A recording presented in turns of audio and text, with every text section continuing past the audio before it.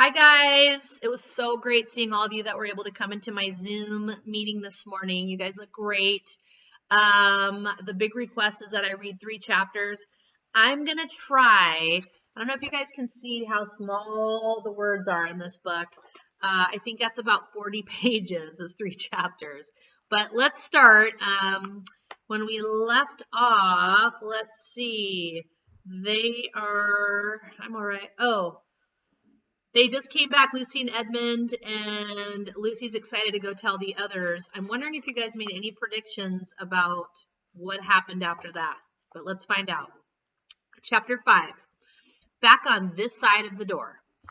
Because the game of hide and seek was still going on, it took Edmund and Lucy some time to find the others. But when at last they were all together, which happened in the long room where the suit of armor was, Lucy burst out, "Peter, Susan, it's all true.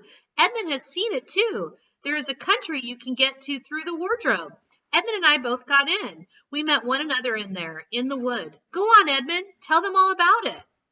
"What's all this about, Ed?" said Peter. And now we come to one of the nastiest things in this story. Up to that moment, Edmund had been feeling sick and sulky and annoyed with Lucy for being right, but he hadn't made up his mind what to do. When Peter suddenly asked him the question, he decided all at once to do the meanest and most spiteful thing he could think of. He decided to let Lucy down. "Tell us, Ed," said Susan. And Edmund gave a very superior look as if he were far older than Lucy. There was really only a year's difference. And then a little snigger and said, "Oh yes, Lucy and I have been playing, pretending that all her story about a country in the wardrobe is true. Just for fun, of course. There's nothing there, really." Poor Lucy gave Edmund one look and rushed out of the room. Edmund, who was becoming a nastier person every minute, thought that he had scored a great success and went on at once to say, "There she goes again. What's the matter with her? That's the worst of young kids. They always—" "Look here," said Peter, turning on him savagely. "Shut up. You've been perfectly beastly to Lou ever since she started this nonsense about the wardrobe. And now you go playing games with her about it and setting her off again. I believe you did it simply out of spite." "But it's all nonsense," said Edmund, very taken aback. "Of course it's all nonsense," said Peter. "That's just the point. Lou was perfectly all right when we left home, but since we've been down here, she seems to be either going queer in the head or else turning into the most frightful liar. But whichever it is, what good do you think you'll do by cheering and nagging at her one day and encouraging her the next?" I thought, said Edmund, but he couldn't think of anything to say. "You didn't think anything at all," said Peter. "It's just spite. You've always liked being beastly to anyone smaller than yourself. We've seen that at school before now." "Do stop it," said Susan. "It won't make things any better leaving a row between you two. Let's go and find Lucy." It was not surprising that when they found Lucy a good deal later, everyone could see that she had been crying. Nothing they could say to her made any difference. She stuck to her story and said, "I don't care what you think, and I don't care what you say. You can tell the professor, or you can write to Mother, or you can do anything you like. I know I've met a fawn in there, and I wish I had stayed there, and you're all beasts, beasts." It was an unpleasant evening. Lucy was miserable, and Edmund was beginning to feel that his plan wasn't working as well as he had expected. The 2 older ones were really beginning to think that Lucy was out of her mind. They stood in the passage talking about it in whispers long after she had gone to bed. The result was the next morning they decided that they really would go and tell the whole thing to the professor. "He'll write to Father if he thinks there's really something wrong with Lou," said Peter. "It's getting beyond us." So they went and knocked at the study door, and the professor said, "Come in," and got up and found chairs for them and said he was quite at their disposal. Then he sat listening to them with the tips of his fingers pressed together and never interrupting, till they had finished the whole story. After that, he said nothing for quite a long time. Then he cleared his throat and said the last thing either of them expected. "How do you know," he asked, "that your sister's story is not true?" "Oh, but," began Susan, and then stopped. Anyone could see from the old man's face that he was perfectly serious. Then Susan pulled herself together and said, But Edmund said that they had only been pretending. That is the point, said the professor, which certainly deserves consideration. Very careful consideration. For instance, if you will excuse me for asking the question, does your experience lead you to regard your brother or your sister as more reliable? I mean, which is more truthful? That's just the funny thing about it, sir, said Peter. Up till now, I have said Lucy every time. And what do you think, my dear? Said the professor, turning to Susan. Well, said Susan, in general, I'd say the same as Peter, but this couldn't be true. All this about the wood and the fawn.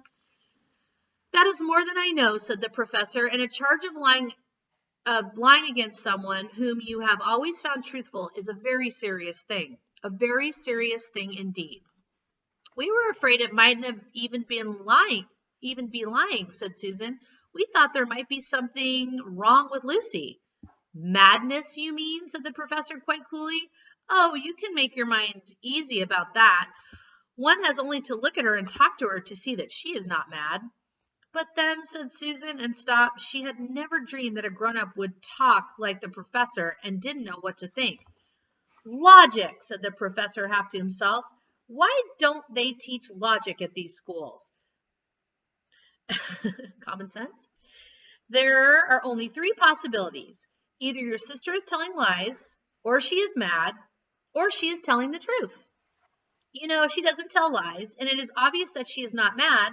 For the moment then, and unless any further evidence turns up, we must assume that she is telling the truth. Susan looked at him very hard and was quite sure from the expression on his face that he was not making fun of them. But how could it be true, sir? Said Peter. Why do you say that? Asked the professor. Well, for one thing, said Peter, if it was real, why doesn't anyone find this country every time they go into the wardrobe? I mean, there was nothing there when we looked. Even Lucy didn't pretend there was. What has that to do with it? Said the professor. Well, sir, if things are real, they're there all the time. Are they? Said the professor, and Peter did not know quite what to say.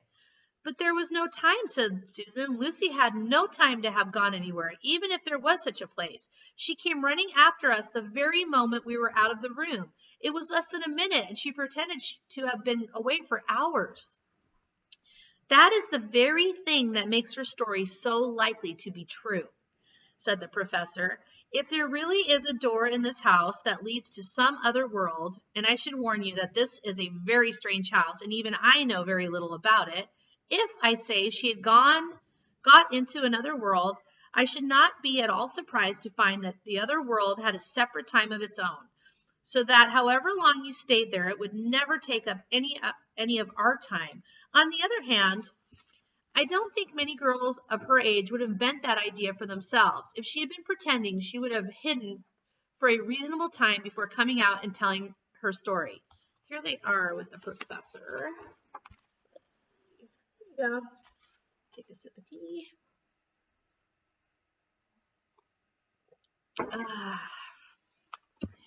But do you really mean, sir, said Peter, that there can be other worlds all over the place, just around the corner like that? Nothing is more probable, said the professor, taking off his spectacles and beginning to polish them, while he muttered to himself, I wonder what do they teach them at these schools? But what are we to do, said Susan. She felt that the conversation was beginning to get off the point. My dear young lady, said the professor suddenly, looking up with a very sharp expression at both of them, there is one plan which no one has yet suggested and which is well worth trying. What's that? Said Susan.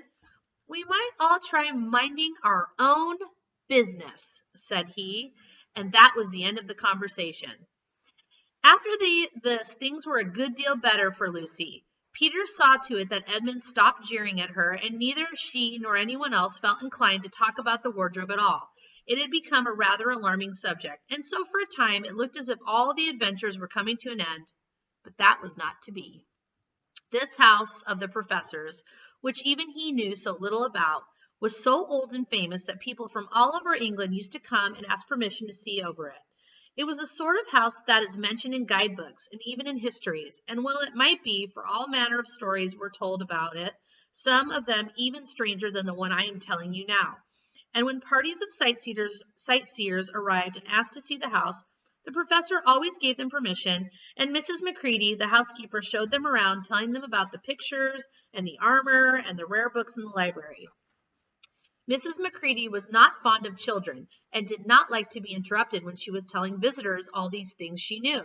She had said to Susan and Peter almost on the very first morning, along with a good many other instructions, "And please remember you to keep out of the way whenever I'm taking a party over the house." Just as if any of us would want to waste half the morning trailing around with a crowd of strange grown-ups, said Edmund, and the other three thought the same. That was how the adventures began for the second time. A few mornings later, Peter and Edmund were looking at the suit of armor and wondering if they could take it to bits. When the two girls rushed into the room and said, "Look out! Here comes Macready and the whole gang with her." "Sharp's the word," said Peter, and all four made off through the door at the far end of the room.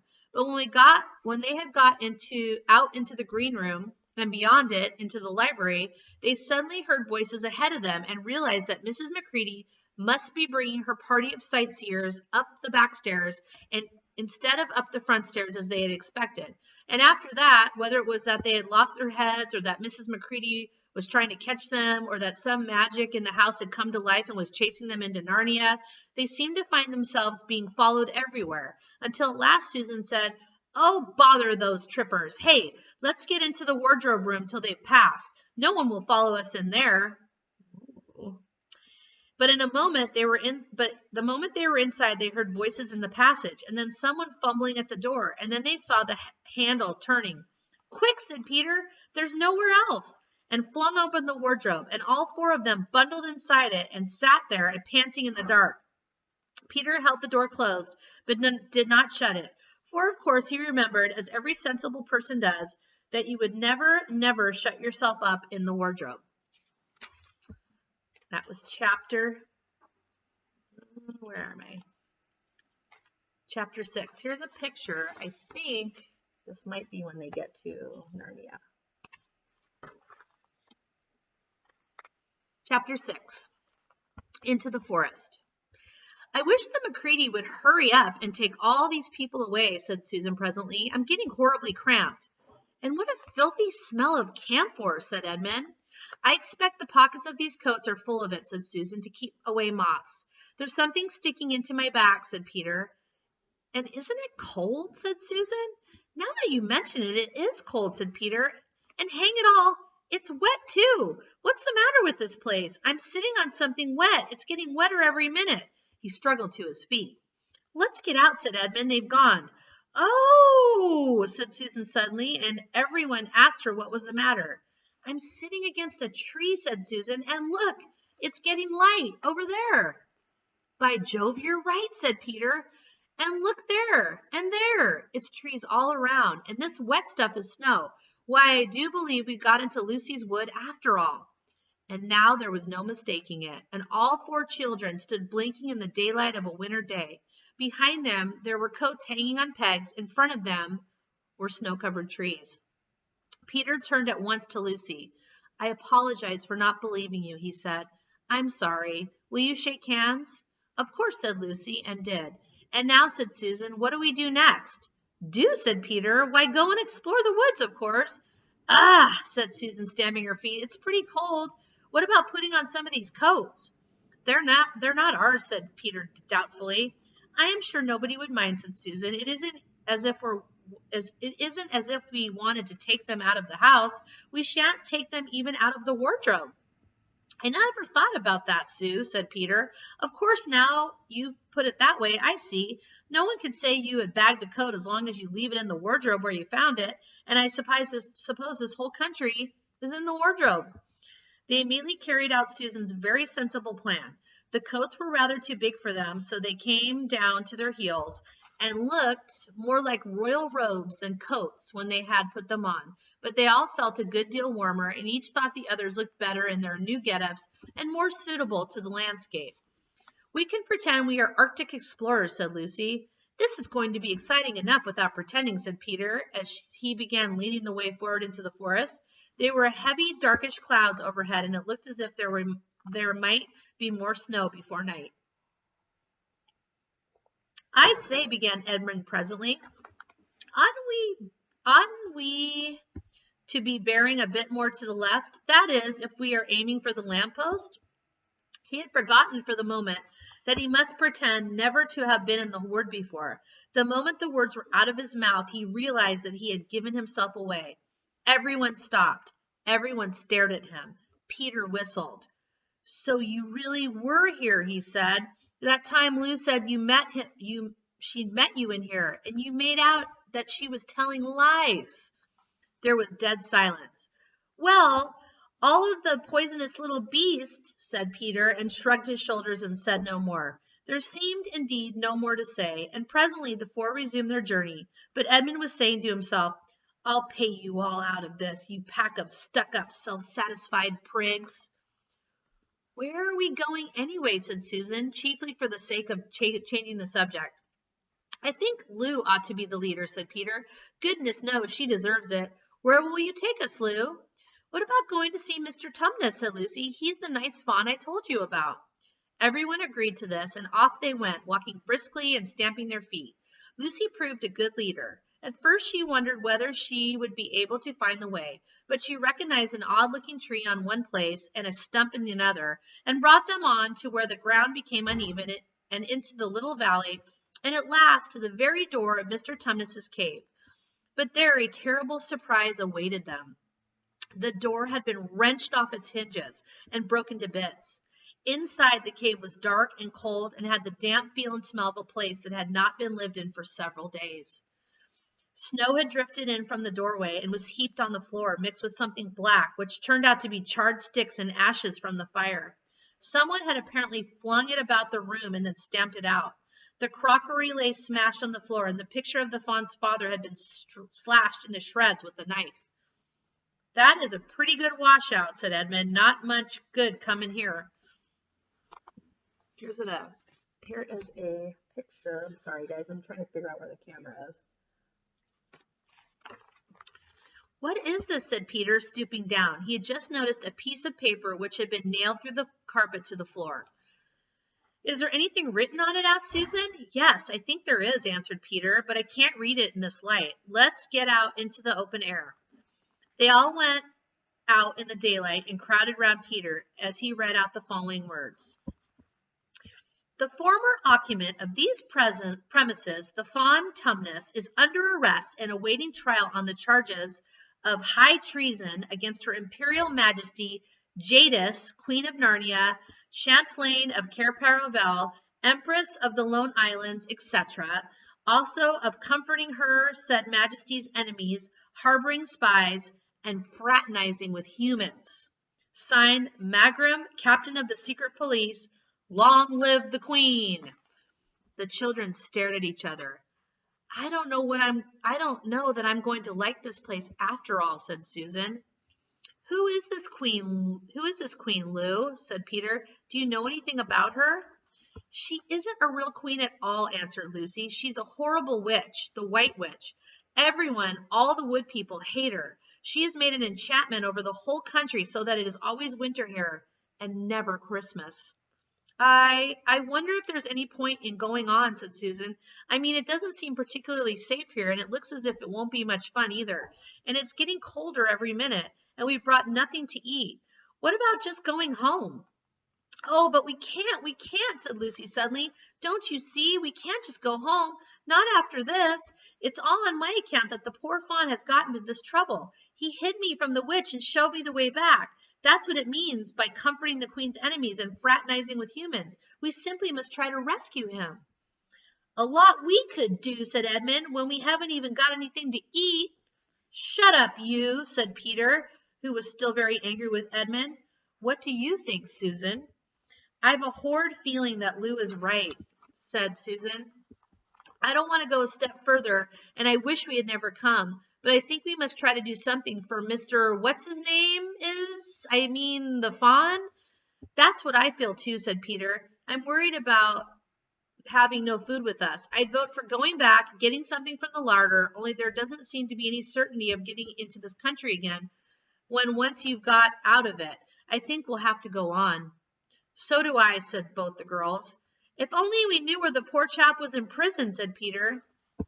They were all still wondering what to do next when Lucy said, Look, there's a robin with such a red breast. It's the first bird I've seen. I say, I wonder, can birds talk in Narnia? It almost looks as if he wanted to say something to us. Then she turned to the robin and said, Please, can you tell us where Tumnus the fawn has been taken? As she said this, she took a step towards the bird. It at once flew away, but only as far as to the next tree. There it perched and looked at them very hard, as if it understood all that they had been saying. Almost without noticing that they had done so, the four children went a step or two nearer to it. At this, the bird flew away again to the next tree, and once more looked at them very hard. You couldn't have found a robin with a redder chest or a brighter eye. Do you know, said Lucy, I really believe he means us to follow him. I've an idea he does, said Susan. What do you think, Peter? Well, we might as well try it, answered Peter. The robin appeared to understand the matter thoroughly. It kept going from tree to tree, always a few yards ahead of them, but also so near that they could easily follow it. In this way it led them on, slightly downhill. Whenever the robin alighted, a little shower of snow would fall off the branch. Presently the clouds parted overhead, and the winter sun came out, and the snow all around them grew dazzlingly bright. They had been traveling in this way for about a half an hour, with the two girls in front, when Edmund said to Peter, If you're not still too high and mighty to talk to me, I've something to say which you'd better listen to. What is it? Asked Peter. Hush, not so loud, said Edmund. There's no good frightening the girls, but have you realized what we're doing? What? Said Peter, lowering his voice to a whisper. We're following a guide we know nothing about. How do we know which side that bird is on? Why shouldn't it be leading us into a trap?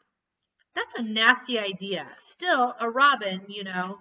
They're good birds in all the stories I've ever read. I'm sure the robin wouldn't be on the wrong side. If it comes to that, which is the right side? How do we know the fawns are on the right and the queen, yes, I know we've been told she's a witch, is in the wrong? We really don't know anything about either. The fawn saved Lucy. He said he did, but how do we know? And there's another thing too. Has anyone the least idea of the way home from here? Great Scott, said Peter, I hadn't thought of that. And no chance of dinner either, said Edmund. Here is a picture of the bird. And per your request, I will do one more chapter, friends. Chapter 7, A Day with the Beavers. Actually, I think that was only one chapter. Okay. While the two boys were whispering behind, both the girls suddenly cried, "Oh!" and stopped. The robin, cried Lucy. The robin, cried Lucy. The robin. It's flown away, and so it had, right out of sight. And now what are we to do, said Edmund, giving Peter a look which was as much to say, what did I tell you? Shh, look, said Susan. What? Said Peter. There's something moving among the trees over there to the left. They all stared as hard as they could, and no one felt very comfortable. There it goes again, said Susan presently. I saw it that time too, said Peter. It's still there. It's just gone behind that big tree. What is it? Asked Lucy, trying very hard not to sound nervous. Whatever it is, said Peter, it's dodging us. It's something that doesn't want to be seen. Let's go home, said Susan, and then, though nobody said it out loud, everyone suddenly realized the same fact that Edmund had whispered to Peter at the end of the last chapter. They were lost. What's it like? Said Lucy. It's a kind of an animal, said Susan. And then, look, quick, there it is. Then they all saw it this time, a whiskered, furry face, which had looked out at them from behind a tree.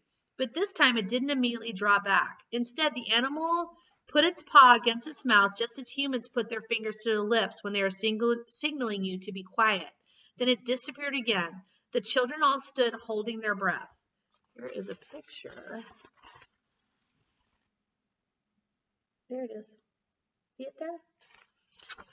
A moment later, the stranger came out from behind the tree, glanced all around as if it was afraid someone was watching, said, Hush, made signs to them to join it in the thicker bit of the wood where it was standing, and then once more disappeared. I know what it is, said Peter. It's a beaver. I saw the tail. It wants us to go to it, said Susan, and it is warning us not to make a noise. I know, said Peter. The question is, are we to go to it or not? What do you think, Lou? I think it's a nice beaver, said Lucy. Yes, but how do we know, said Edmund. Shan't we have to risk it, said Susan. I mean, it's no good just standing here, and I feel I want some dinner. At this moment, the beaver again popped its head out from behind the tree and beckoned earnestly to them. Come on, said Peter. Let's give it a try. All keep close together. We ought to be a match for one beaver if it turns out to be an enemy. So the children all got closer together and walked up to the tree and in behind it. And there, sure enough, they found a beaver. But it still drew back, saying to them in a hoarse, throaty whisper, Further in, come further in, right in here. We're not safe in the open. Only when it had led them into a dark spot where 4 trees grew so close together that their boughs met and the brown earth and pine needles could be seen underfoot because no snow had been able to fall there did it begin to talk to them. And here he is closer up. He is very... Are you sons of Adam and the daughters of Eve? It said. We're some of them, said Peter. Shh, said the beaver. Not so loud, please. We're not safe even here. Why? Who are you afraid of? Said Peter. There's no one here but ourselves. There are the trees, said the beaver. They're always listening. Most of them are on our side. But there are trees that could betray us to her. You know who I mean, and it nodded its head several times. If it comes to taking sides, said Edmund, how do we know you're a friend? Not meaning to be rude, Mr. Beaver, added Peter, but you see, we're strangers.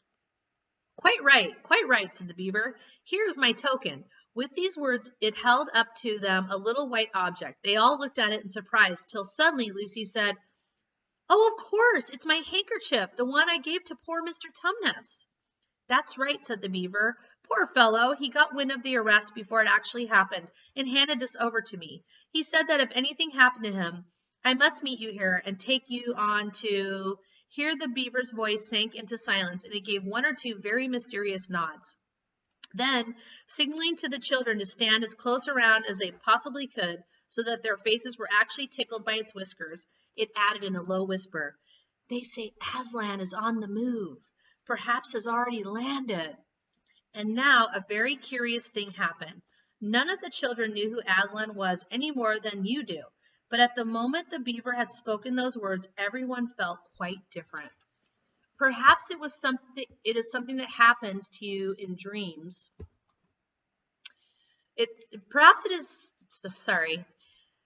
it has sometimes happened to you in a dream that someone says something which you don't understand. But in the dream, it feels as if it had some enormous meaning, either a terrifying one, which turns the whole dream into a nightmare, or else a lovely meaning, too lovely to put into words, which makes the dream so beautiful that you remember it all your life and are always wishing you could get into the dream again. It was like that now. At the name of Aslan, each one of the children felt something jump in its inside. Edmund felt a sensation of mysterious horror. Peter felt suddenly brave and adventurous. Susan felt as if some delicious smell or some delightful strain of music had just floated by her, and Lucy got the feeling you have when you wake up in the morning and realize that it is the beginning of the holidays or the beginning of summer. And what about Mr. Tumnus? Said Lucy. Where is he? Shh, said the beaver. Not here. I mean, I must bring you where we can have a real talk and also dinner. No one except Edmund felt any difficulty about trusting the beaver now, and everyone, including Edmund, was very glad to hear the word dinner. They therefore all hurried along behind their new friend, who led them at a surprisingly quick pace, and always in the thickest parts of the forest, for over an hour. Everyone was feeling very tired and very hungry when suddenly the trees began to get thinner in front of them and the ground to fall steeply downhill. A minute later, they came out under the open sky. The sun was still shining, and found themselves looking down on a fine sight. They were standing on the edge of a steep, narrow valley, at the bottom of which ran, at least it would have been running if it hadn't been frozen, a fairly large river. Just below them, a dam had been built across this river, and when they saw it, everyone suddenly remembered that, of course, beavers are always making dams, and felt quite sure that Mr. Beaver had made this one. They also noticed that he now had a sort of modest expression on his face, the sort of look people have when they are visiting a garden they've made or reading a story they've written. So it was only common politeness when Susan said, "What a lovely dam," and Mr. Beaver didn't say "hush" this time, but merely a trifle, and it isn't really finished. Above the dam there was what ought to have been a deep pool, but was now, of course, a level floor of deep green ice, and below the dam, much lower down, was more ice, but instead of being smooth, this was all frozen into foamy and wavy shapes in which the water had been rushing along at the very moment when the frost came. And when the water had been trickling over and spurting through the dam, there was now a glittering of wall of icicles, as if the side of the dam had been covered all over with flowers and wreaths and festoons of the purest sugar. And out in the middle and partly on top of the dam was a funny little house shaped rather like an enormous beehive. And from a hole in the roof, smoke was going up so that when you saw it, especially if you were hungry, you at once thought of cooking and becoming hungrier than you were before. That was what the others chiefly noticed. But Edmund noticed something else. A little lower down the river, there was another small river which came down another small valley to join it. And looking up that valley, Edmund could see two small hills. And he was almost sure that they were the two hills which the White Witch had pointed out to him when he parted from her at the lamppost the other day. And then between them, he thought, it must be her palace, only a mile off or less. And he thought about Turkish delight and about being a king. I wonder how Peter will like that, he asked himself, and horrible ideas came to his head. "Here we are," said Mr. Beaver, "and it looks as if Mrs. Beaver is expecting us. I'll lead the way, but be careful and don't slip." The top of the dam was wide enough to walk on, though not for humans, a very nice place to walk because it was covered with ice, and though the frozen pool was level with it on one side, there was a nasty drop to the lower river on the other side. Along this route, Mr. Beaver led them in a single file right out to the middle where they could look a long way up the river and a long way down it, and when they had reached the middle, they were at the door of their house. "Here we are, Mrs. Beaver," said Mr. Beaver. "I found them. Here are the sons and daughters of Adam and Eve," and they all went in. The first thing Lucy noticed as she went in was a burning sound, and the first thing she saw was a kind-looking old she-beaver sitting in the corner with a thread in her mouth working busily at her sewing machine, and it was from that the second sound came. Here is a picture. I want to show you guys. I'm loving their coats.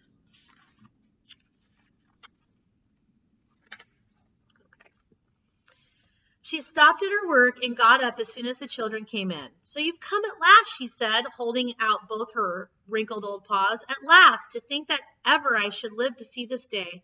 The potatoes are on boiling and the kettle singing, and I dare say, Mr. Beaver, you'll get us some fish."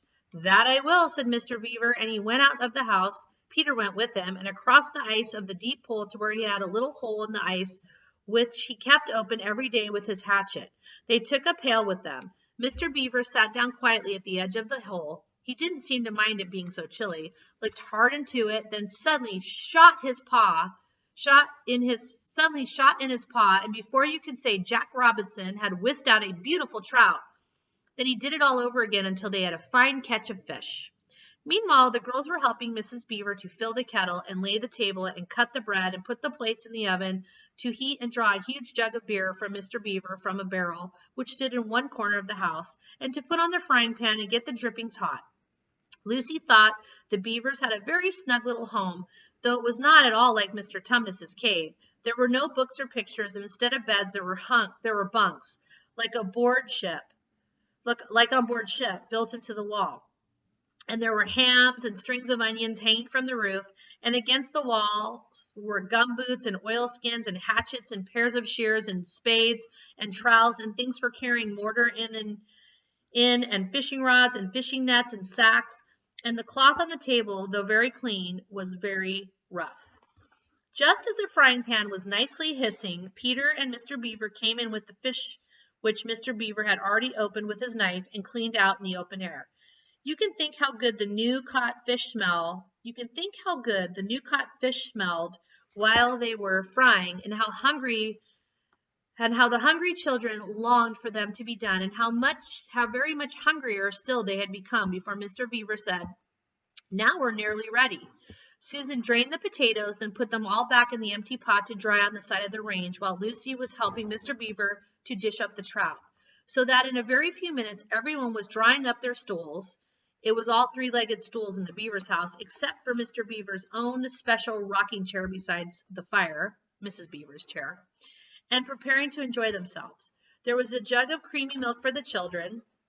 Mr. Beaver stuck to beer, and a great big lump of deep yellow butter in the middle of the table, from which everyone took as much as they wanted to go with his potatoes. And all the children thought and agreed with them that there's nothing to beat good freshwater fish if you eat it when it has been alive half an hour ago and has come out of the pan half a minute ago. And when they finished the fish, Mrs. Beaver brought unexpectedly out of the oven a great and glorious sticky marmalade roll, steaming hot, and at the same time moved the kettle onto the fire so that when they finished the marmalade roll, the tea was made and ready to be poured out.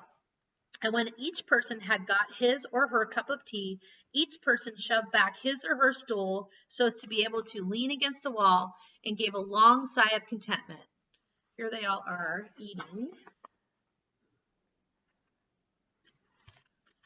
"And now, said Mr. Beaver, pushing away his empty beer mug and pulling his cup of tea towards him, if you'll just wait till I've got my pipe lit up and going nicely, why, now we can get down to business. It's snowing again," he added, cocking his eye to the windows. That's all the better, because it means we shan't have any visitors. And if anyone should have been trying to follow you, why, he won't find any tracks." And that is where we're going to end today. You guys, I just want you to know I'm thinking about you constantly.